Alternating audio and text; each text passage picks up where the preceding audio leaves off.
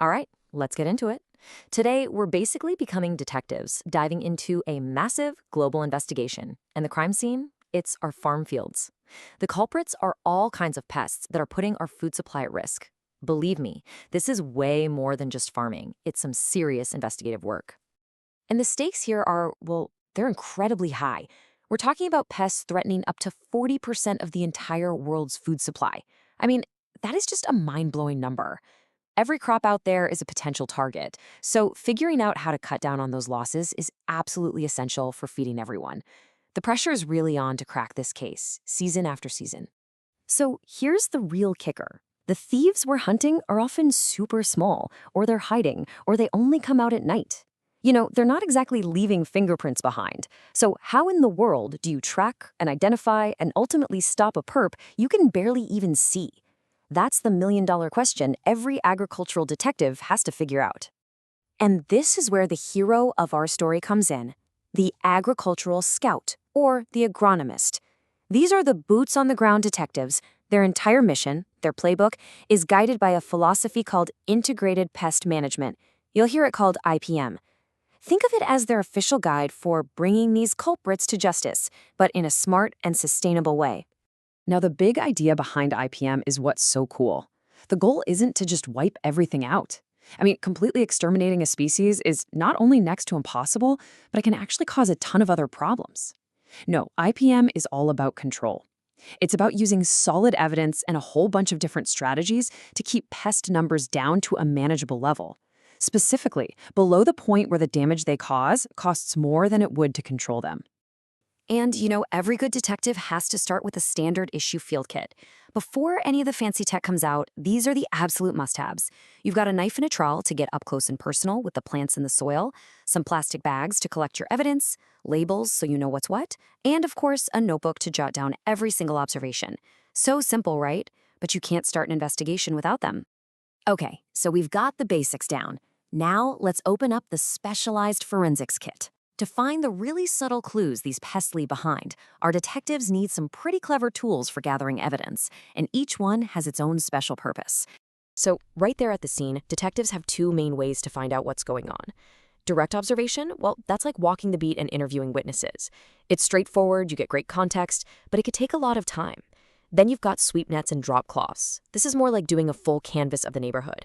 It's way faster and it's great for nabbing active insects that you'd probably miss otherwise, but it's not the perfect tool for every single situation or every type of pest. But sometimes you can't just walk onto the scene and find your culprit red-handed. Nope, you need to set up some surveillance. For our agricultural detective, insect traps are that surveillance equipment. You place them in strategic spots to monitor who's coming and going over time. This gives you a much, much clearer picture of what you're dealing with. And there are different kinds of surveillance, of course. Passive traps, like those sticky cards or pitball traps, they're kind of like a general security camera. They just catch whatever happens to wander by. Active traps, though, are way more targeted. They use bait, things like specific scents called pheromones or certain kinds of light, to lure in a very particular suspect. This is absolutely critical when you're trying to track a specific pest that's known to cause a lot of damage. Look, gathering evidence is really only half the job. A box full of clues doesn't do you any good if you can't make sense of it. The real magic, the true skill of a detective, is connecting all those dots and reading the patterns to understand what the evidence is actually telling you.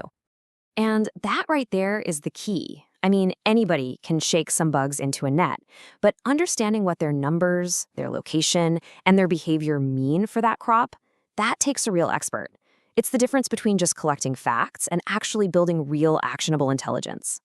One of the first things a detective looks for is the culprit's MO, their modus operandi. How do they operate? Are we dealing with gangs that hang out in specific hotspots, or are these lone wolves spread out evenly all over the place? Finding that pattern completely changes your response. If they're clumps together, you can go in with a really precise surgical spot treatment. But if they're everywhere, you might need a much broader strategy. And no investigation ever happens in a bubble. A smart detective always consults their informants for the inside scoop. In agriculture, the informants are data. Weather forecasts are huge. Humidity might signal a fungus problem. Temperature drives how fast insects grow. The crop's growth stage tells you how vulnerable it is. And then you have these amazing forecasting models that can crunch all that data to predict where and when trouble is most likely to show up.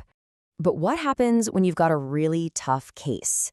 The evidence is weird, the symptoms don't make sense, or you have no idea who the culprit even is? Well, that's when our field detective knows it's time to back it up and send the evidence off to the forensics lab for some expert analysis. And just like on a TV crime show, the chain of custody and doing things by the book is everything. A contaminated sample or one with a messed up label is basically useless. You have to get a good sample, preserve it the right way, and, this is so important, label it with all the context. Where'd you find it? When? On what crop? The experts in the lab need all that info to give you an accurate diagnosis. So, all the evidence is in. The clues are collected, the patterns are analyzed, maybe the lab results are even back. Now it's the moment of truth for our agricultural detective. It's time to make the final call. Do we act, or do we just keep watching? And the decision isn't based on just finding one or two bugs. It's all based on something called the economic threshold. Think of it as a scientifically proven tipping point. It's the specific pest population where the cost of the damage they're about to cause is going to be more than the cost of stopping them. It's the line in the sand that says, okay, now we have to do something. And this is basically the final calculation. The detective is weighing the potential cost of losing part of the crop against the cost of taking action, whether that's spraying or releasing beneficial insects or something else. If that damage bar is projected to get way higher than the control bar, the verdict is in. It's time to intervene. And that really brings us to what's next. Our agricultural detectives are getting some unbelievable new tools, like drones with special cameras and AI that can spot patterns a human might miss. But the pests are always evolving and adapting too. So it leaves you with this question. In this constant cat and mouse game, will technology ever let us solve the perfect case? Or is this investigation just going to continue forever? Definitely something to chew on. Thanks for joining me.